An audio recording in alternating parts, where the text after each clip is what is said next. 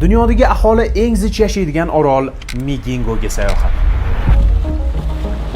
Toshkent Dubay Nayrobi qilib Keniya poytaxtiga kelib oldik. Lekin Nayrobidan Kisumu shaharchasiga uchadigan ichki reysimizga juda ham kech qolyapmiz. To'la bizani sayohatimiz reysimizga kech qolish bilan boshlanishi mumkin, chunki 9:10 da reysimiz. Xullas, mana tirbandlik bo'lishi mumkin. Shaxsga nima bo'lyapti? Probkaga uchradik, kech qolyapmiz. 9:10 da samolyotimiz. Yana bitta boshqa muammoga duch kelgan edik. Ya'ni Keniyada O'zbekistondan battar dronda syomka qilish qonun qoidalari. O'shaning uchun biz o'zimizni dronimizni Istanbuldan olib kela olmadik. Balki mana Mr. Mishekga yolladik dron olish uchun.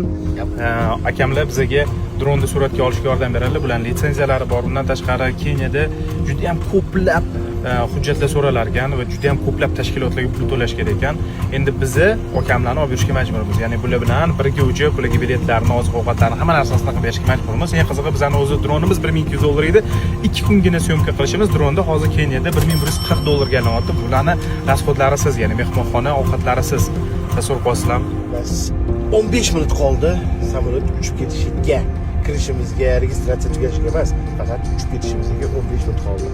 Balki kech qoldi. Nima bo'ldi? Qancha berdingiz qo'shimcha? Qo'shimchani 350 berdim, 350 shilling.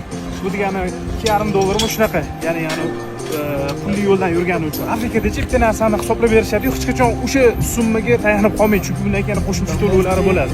100%. Kech qoldik. Samolyot uchib ketdi.